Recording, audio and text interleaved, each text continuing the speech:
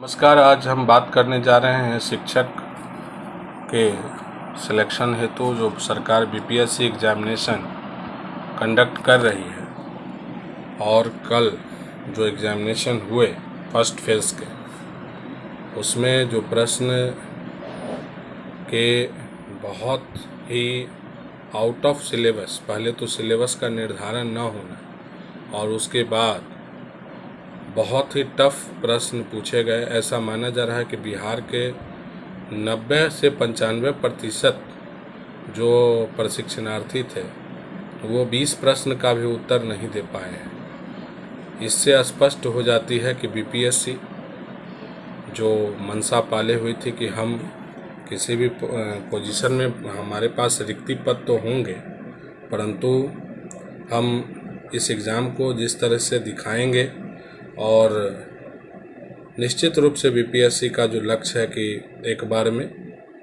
सभी शिक्षकों का चयन ना हो और मुश्किल से 10 से 12 हज़ार शिक्षकों का चयन इस प्रोसेस के माध्यम से होगा, क्योंकि जो पास मार्क्स है वो भी अभ्यर्थी प्राप्त नहीं कर पाएंगे। तो पहले सिलेबस का निर्धारण नहीं होना और उसके बाद प्रश्न घुमा करके जटिल प्रश्नों को पूछना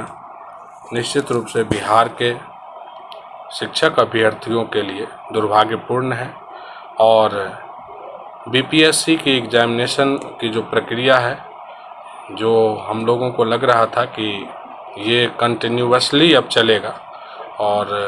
साल में 12 से 15 हज़ार लोगों को, 20 हज़ार लोगों को ही ये सेलेक्ट करेंगे और इसी शिक्षकों के चयन करने में अत्यधिक समय ये खर्च करेंगे। तो ये सरकार का जो मंशा था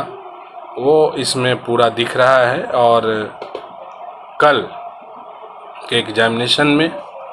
लगभग जो विद्यार्थी हैं जिन्होंने परीक्षा दिया है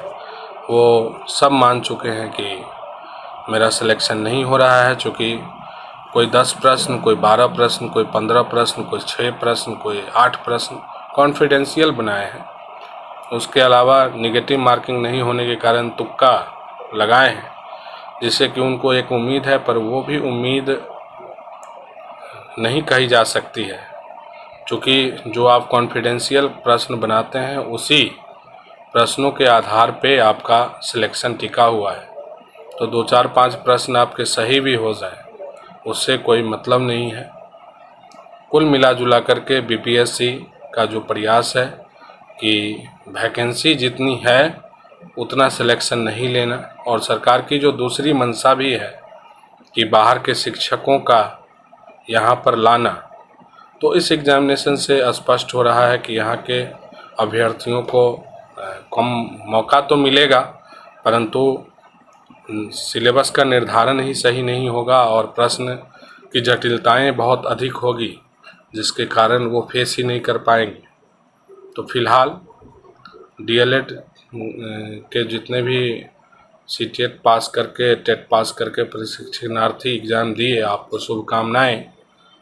परंतु सरकार की मंशाओं को समझने की आवश्यकता है और अपनी तैयारी के साथ साथ आप अलग अलग प्लेटफॉर्म पे, आप जहाँ भी जो भी प्लेटफॉर्म पे आप अपनी बात को रख सकते हैं। आप एग्जामिनेशन में आपके साथ क्या हुआ, किस तरह के प्रश्न हैं और किस तरीके के जटिल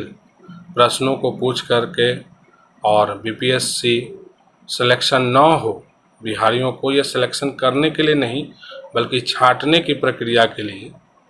बीपीएससी ऐसा प्रयास कर रही है। तो आप हर एक सोशल मीडिया प्लेटफॉर्म पे या जहाँ भी आप बात कर सकते हैं ग्रुप में, इस बात को अवश्य उठाइए, जिससे कि सरकार इसके सिलेबस का निर्धारण करके और प्रश्न शिक्षक के हिसाब से ही पूछे, क्योंकि 4-5 तक के बच्चों को पढ़ाना है। तो उसके लिए जो है किस तरह के शिक्षक की क्वालिटी होनी चाहिए, और ज़रूरी नहीं है कि उसे हम आईएएस आईपीएस और वीडियो कलेक्टर वाला एग्ज़ाम क्वेश्चन हम पूछें। तो आप अपने प्लेटफॉर्म से, सोशल मीडिया से अवश्य सवाल करिए, बीपीएससी से भी और सरकार से भी, कि ये जो एग्ज़ामिनेशन था ये एग्ज़ामिनेशन हम लोगों के सिलेक्शन करने का नहीं था, बल्कि हम लोगों को रिजेक्शन करने के लिए इस एग्ज़ामिनेशन को लिया गया है। और इस बात को आप लोग उठाएंगे तभी जा कर के सरकार और बीपीएससी भी अपने सिलेबस को सही कर पाएगी और क्वेश्चन को सही करेगी, और पास मार्क्स को कम से कम, फ़िलहाल जो ये एग्ज़ामिनेशन कल देखने को मिला, पास मार्क्स को घटाने की आवश्यकता है। कम से कम 5 मार्क्स का इसमें ग्रेस मार्क्स होनी चाहिए, कि चूँकि इतने टफ एग्ज़ामिनेशन है तो